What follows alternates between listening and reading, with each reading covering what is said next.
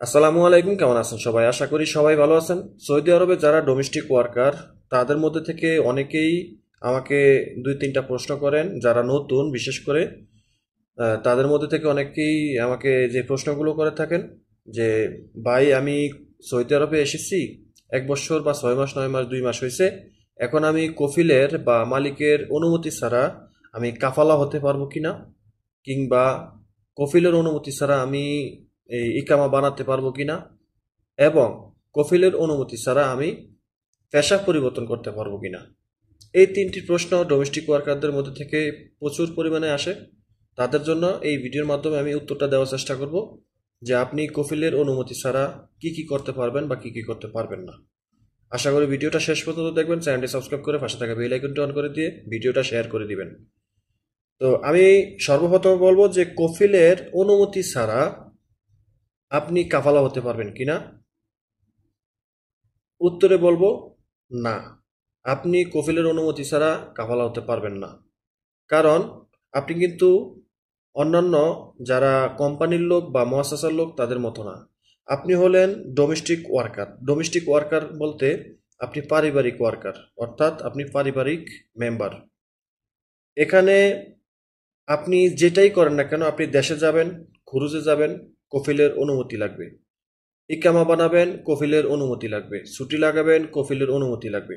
কফিলের অনুমতি ব্যতীত আপনি কিচ্ছুই করতে পারবেন না। আর যারা প্রশ্ন করেন যে কফিলের অনুমতি ছাড়া কাফালা হতে পারবেন কিনা বা ইকামা বানাতে পারবেন কিনা, হ্যাঁ, আপনি কফিলের অনুমতি ছাড়া ইকামা বানাতে পারবেন না। কফিল ব্যতীত আপনি ইকামা কখনোই বানাতে পারবেন না বা রিনিউ করতে পারবেন না। এবং কফিলের অনুমতি ছাড়া আপনি পেশা পরিবর্তন করতে পারবেন না। যারা এই তিনটি প্রশ্ন প্রায় সময় করে থাকেন, আশা করি তারা এই প্রশ্নের উত্তরগুলো পেয়েছেন। এখন আসি যে কফিলের অনুমতি ছাড়া আপনি কাফালা হতে পারবেন না, ঠিক আছে, কিন্তু আবার দেখা গেছে কাফালা হতে পারবেন। সেটা কিভাবে? যে একটা সময় ডোমেস্টিক ওয়ার্কারদের জন্য মক্তব আমেল থেকে কোনো রকম রেসপন্স করা হতো না। এখন বর্তমানে মক্তব আমেলে কিন্তু আপনি নালিশ করতে পারবেন। আপনার নালিশ তারা গ্রহণ করবে। এবং আপনাকে যদি তারা টর্চার করে মানসিক শারীরিকভাবে বা বেতন না দেয়, বিভিন্নভাবে যদি আপনাকে তারা এই টর্চার করে, সেটার জন্য আপনি এই মোকদ্দমা আমলে মামলাও করতে পারবেন। সেটার জন্য আপনার কফিলকে প্রথম স্টেপে কিছু জরিমানা করা হবে। তারপর যদি আপনার উপর আবার নির্যাতন করে, আবার মামলা করবেন, আবার তার উপরে আবার কিন্তু ডাবল জরিমানা হবে। এটা হলো আপনার কফিলকে শায়েস্তা করবে বা শাস্তি দিবে বা জরিমানা দিবে। তো এখন আপনি তাহলে এই মামলা দিলে কি আপনি কাফালা হতে পারবেন? আপনি কাফালা হতে পারবেন, তবে এটার গ্যারান্টি আমি 100% দিতে পারি না। আমি এটার গ্যারান্টি মাত্র 20 থেকে 30% দিতে পারি, বাকিটা না। কারণ মোক্তবা আমল থেকে যদি তারা মনে করে যে আপনার উপরে প্রচুর পরিমাণে নির্যাতন হয় বা আপনার কফিল আপনাকে প্রথমবার এই আপনি প্রথমবার মামলা করছেন, তাকে এটা সামান্য একটা জরিমানা করছে বা তার খেদমত বন্ধ করে দিছে, পরবর্তীতে সে আপনার সাথে আবার করছে, তারপরে আবার করছে, একে একে 3বার যখন আপনি নালিশ দিবেন, তখন দেখা গেছে মোকদ্দমা আমল থেকে তারা সহানুভূতি দেখিয়ে তারা আপনাকে কাফালা হওয়ার জন্য একটা অনুমতি দিতে পারে।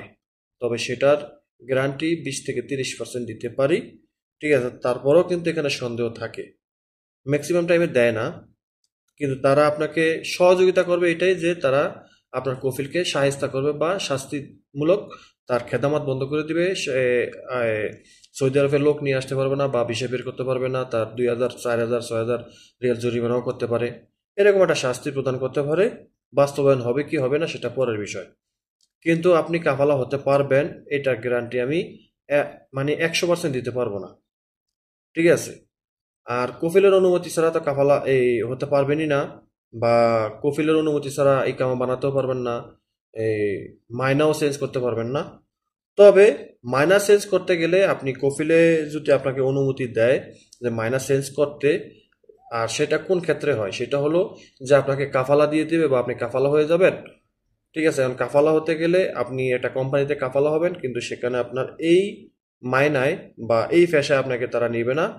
তাহলে করণীয় কি? আপনি আপনার কফিলের আন্ডারে থেকে, আপনি যে কফিলের আন্ডারে আছেন সেই কফিলের আন্ডারে থেকে আপনি মাইনা চেঞ্জ করবেন, অর্থাৎ আপনার ফ্যাশা চেঞ্জ করবেন। 1000 রিয়াল দিয়া মাইনা চেঞ্জ করবেন। মাইনা চেঞ্জ করার পর আপনি যে কোনো একটা কোম্পানিতে কাফালা হতে পারবেন। ঠিক আছে? তবে আগে আপনাকে পেশা চেঞ্জ করতে হবে কফিলের অনুমতি নেওয়া। কফিল যদি মনে করে যে হ্যাঁ আপনাকে এই পেশাটা চেঞ্জ করে দিব বা আপনার কাফালা দিয়ে দিব, এখন আপনার মাইনাটা চেঞ্জ করতে হবে, খরচপাতি আপনি দিবেন, সে অনুমতি দিয়ে দিব, বাস এটুকুই।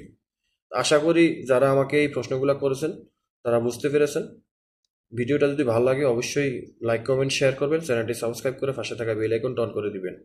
পরবর্তী ভিডিও পেয়ে যাবেন আপনার মোবাইলের নোটিফিকেশন আকারে। সবাই ভালো থাকবেন, আল্লাহ হাফেজ।